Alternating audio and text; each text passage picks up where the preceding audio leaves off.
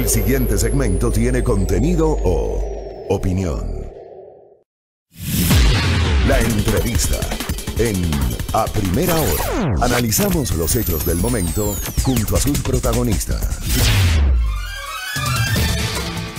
7:13 en la mañana. Vuelvan. Los que se fueron, vuelvan. Los que se quedaron, gracias. Estamos, luego de la habitual cadena de los martes, dispuesta por la Secretaría de Comunicación de la Presidencia de la República, retomamos el curso de nuestro programa de noticias. Gracias por la interacción de nuestra amable audiencia, por sus comentarios, por sus críticas que también nos retroalimentan y son importantes para nosotros para mantener la línea de respeto irrestricto, absoluto, sin selectividad a la libertad de expresión, que es lo que procuramos practicar, no solamente en el discurso, sino en la praxis en este espacio de noticias. Marcela Guiñaga visita nuestra mesa de trabajo, asambleísta por la provincia de Guayas, del bloque de la Revolución Ciudadana. Abogada, bienvenida. Hola, ¿cómo están? Buenos días. El día de hoy, el Pleno de la Asamblea Nacional va a continuar con el segundo y definitivo debate del proyecto de reformas a la Ley Orgánica de la Función Legislativa. Pregunta puntual: ¿tiene o no futuro estas reformas de las cuales N cantidad de tiempo han debatido, ha permanecido congelado el tema, pero está claro que es una necesidad porque la actual ley orgánica de la Asamblea Nacional termina siendo en algunos pasajes un mamotreto? Correcto. Con una serie de contradicciones respecto de lo que dice la Constitución, con vacíos sobre algunos temas, pero hay voluntad, hay ambiente para que finalmente se aprueben las reformas. Bueno, vamos a ver el día de hoy cómo va la continuación del debate. La semana pasada, lamentablemente, estos son los temas que deberían interesarle a los legisladores y el Pleno de la Asamblea Nacional se quedó sin quórum en un tema que es absolutamente importante en el quehacer de nuestra actividad legislativa. Bueno, yo creo que hay temas que son complejos, que se van a debatir en torno a ellos, sobre todo comité de ética, sanciones a los legisladores en caso de hacer atribuciones que no van o no coinciden con el quehacer de un legislador, entre otras. Así que bueno, vamos a ver las voluntades de los diferentes de las diferentes bancadas. Creo, Fabricio, que dada la coyuntura, no ve inmediatamente que hayan los votos. Eso va a tener que haber una reunión previa de coordinadores de bancada. ¿Cuánto van a ceder cada una de las posiciones? Porque hay temas que, por ejemplo, hoy a mí me generan un poco de preocupación. Primero, la posibilidad de que se elimine la Comisión de Ética como una comisión permanente, un poco siguiendo el modelo que fue el que elaboramos, siguiendo el modelo chileno. O sea, a ver, en el informe consta la creación de una comisión permanente de ética permanente de 5 legisladores que se nombra cada 2 años. Ya. Y eso se pretendería eliminar. Eso entiendo que hay mucho malestar e inconformidad por algunos miembros de algunas bancadas. Bueno, porque algunos dicen que esta comisión de ética podría convertirse casi que en una comisión de inquisición, de estar vigilando qué hacen los legisladores.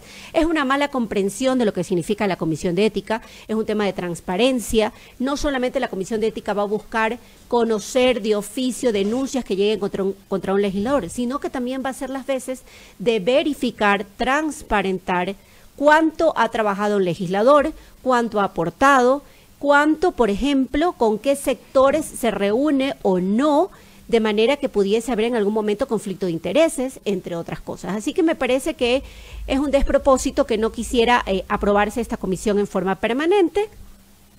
Lo segundo, también que me preocupa, y entiendo que es la posición de la presidenta de la Comisión de Justicia, es que no se puede fiscalizar a aquellos secretarios que tienen la categoría de rango de ministros, pero no son ministros. Y que no son ministros. Por ejemplo, secretario de Comunicación, secretario del Agua, Comunicación, secretario del Agua, entre otros. Entiendo que eso se lo sacaría del ámbito de fiscalización. Los quieren sacar, pero sí están incorporados originalmente. Están incorporados en el borrador, en el informe, mejor dicho, para segundo debate. Otra cosa que me parece también que ahora he escuchado a ciertas bancadas de miembros de la bancada de independientes, que no estarían de acuerdo en que quien archiva los juicios políticos sea el Pleno de la Asamblea Nacional. Pero no siempre criticaron a la Comisión de Fiscalización antes. Y le llamaron a la Comisión de Archivos. La Comisión de Archivos decían que era una facultad que solamente la podría tener el máximo órgano de la Asamblea Nacional como el Pleno. ¿Por qué ahora dicen exactamente lo contrario? ¿Y por qué cree que lo dicen? Porque me parece que están tratando de legislar en virtud de una coyuntura. Porque una cosa es con guitarra, otra con violín. Totalmente, una cosa era mirar desde lejos, correcto, y ahora desde adentro. Así es. Entonces, como aquellos que criticaban hoy están gobernando, entonces hoy creen que entonces la legislación tiene que estar a su favor y no, digamos, lo que antes reclamaron. Pero ahí es inevitable que le haga esta pregunta, porque en cambio me retrotraigo y probablemente ustedes pensaban lo mismo hace tiempo, ¿o no? Bueno, nosotros lo que creíamos, recuerde usted que en el periodo pasado nosotros tuvimos un veto total de las reformas a la Ley Orgánica de la Función Legislativa. Sí creo, y yo, digamos, cuando fui miembro de la Comisión de Justicia, dimos el debate siguiendo también modelos de legislaturas de otros países, derecho comparado, y quedamos, y fue parte del acuerdo, y debo reconocer, Fabricio, que el informe que hoy se va a debatir no es el informe de Marcela Guiñaga, es el informe de los miembros de la Comisión de Justicia de ese momento, de los cuales hay muchos miembros que siguen siendo hoy miembros de la Comisión de Justicia. Así que aquellas cosas que pretendan hoy deslegitimar el trabajo que se hizo por un montón de meses, donde se recibieron a todas las miembros de diferentes organizaciones políticas, se vieron modelos y se comparó con otros países, cómo la legislatura se levanta del piso en el que está de credibilidad, de aceptación, transparentando muchas cosas.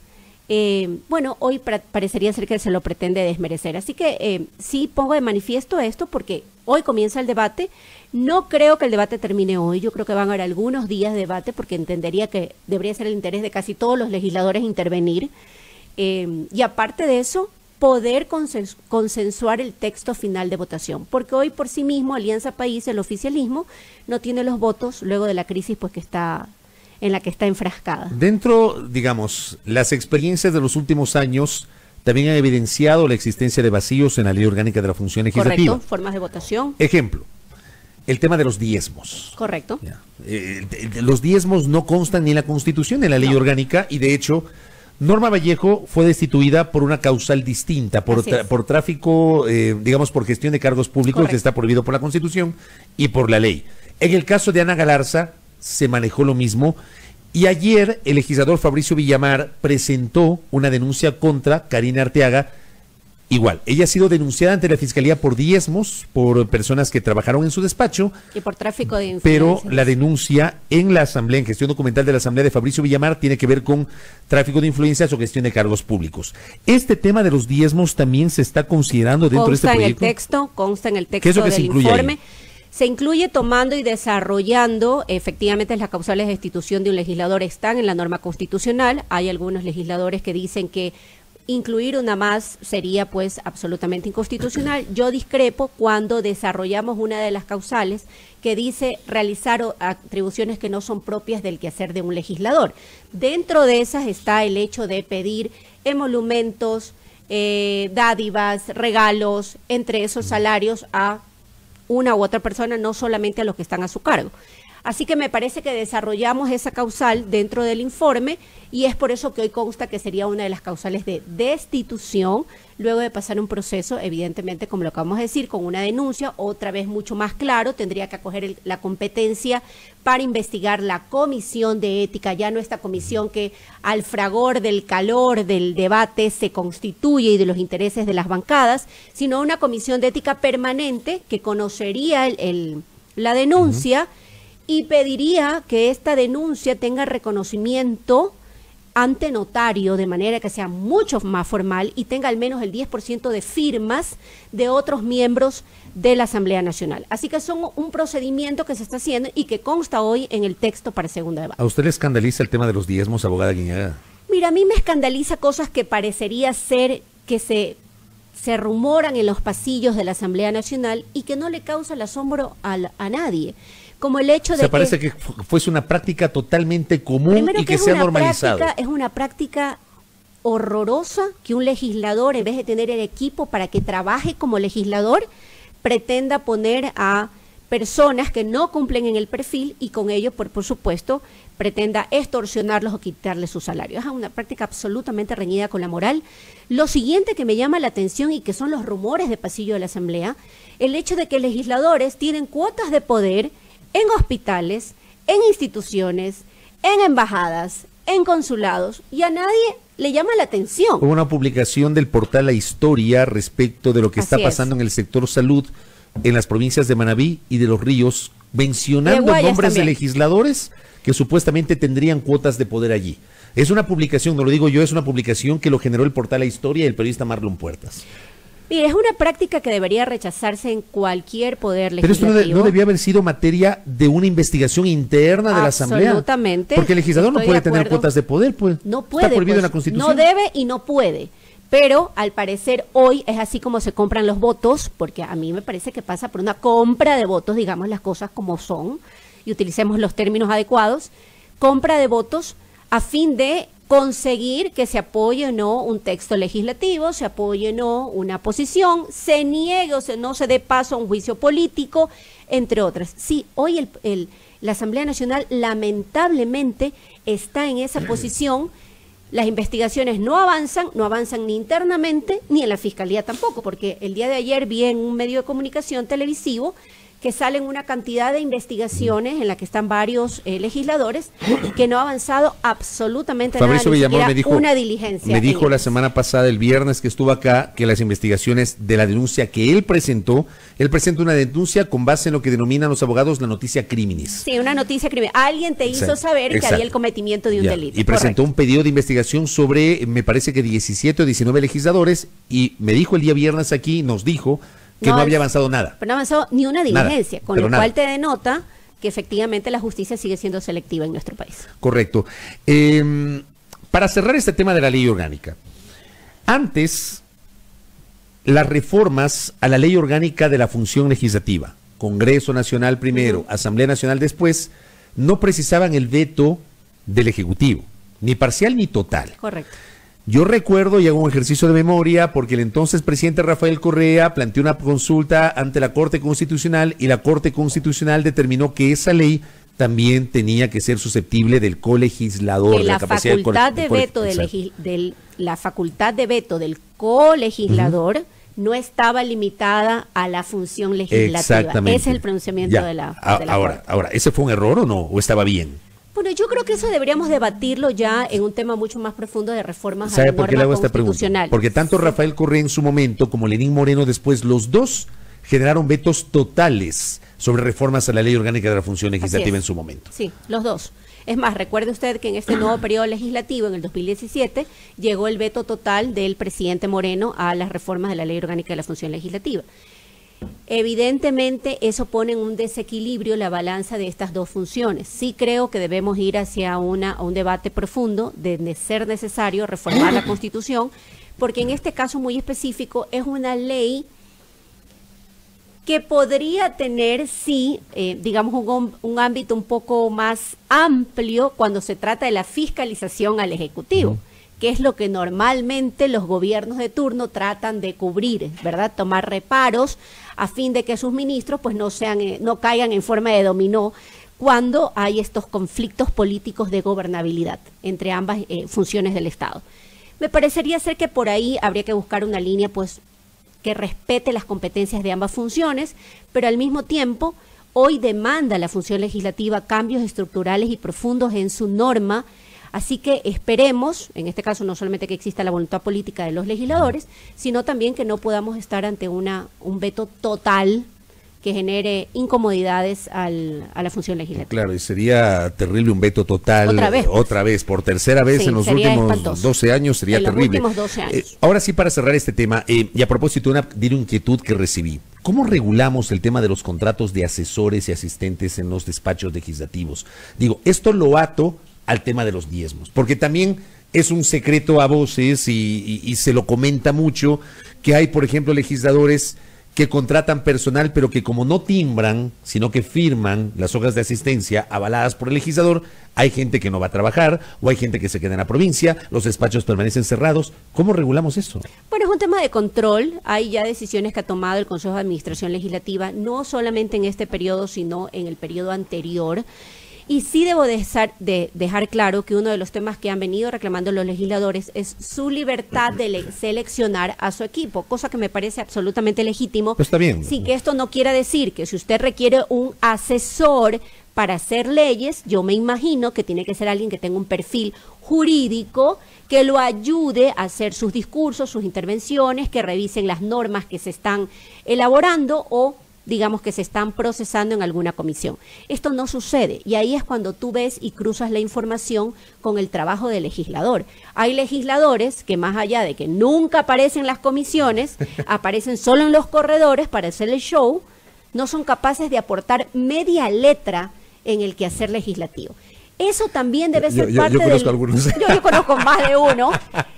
Otros legisladores, sin despreciar ningún oficio, que tienen a sus asistentes personales de casa inscritas como en la nómina de asesores y asistentes de la Asamblea Nacional, y que ciertamente muchos de ellos no van a trabajar. Yo quiero comentarle que en mi despacho, espero que no haya sido con dedicatoria, pero a mi equipo se le verificó todas las asistencias desde el momento en que entramos. Y está bien, y bien que lo hayan hecho.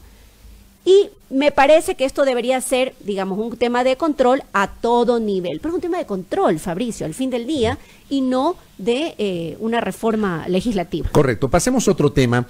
La alcaldesa de Guayaquil, Cintia Viteri, la semana anterior genera dos declaraciones que provocaron polémica. La una tiene que ver con la intención de promover la conformación de una veeduría que identifique posibles errores en la emisión de sentencias por parte de la Administración de Justicia. Y la otra declaración tiene que ver con este llamado a que los policías disparen, citando lo que pasó hace un año, que fue una cosa totalmente terrible, lo que pasó en la provincia de Imbabura, en Ibarra, justamente hace casi un año, me parece que fue en enero del año pasado, cuando durante hora y media se transmitió en vivo el momento en el cual un individuo le tenía agarrada del cuello a su pareja y pese a la presencia de la policía, finalmente ese individuo asesinó a su pareja. Una transmisión de Facebook ahí que se generó y los policías no hicieron nada. La alcaldesa dice, cuando ocurre eso, disparen, que no les tiemble la mano, disparen.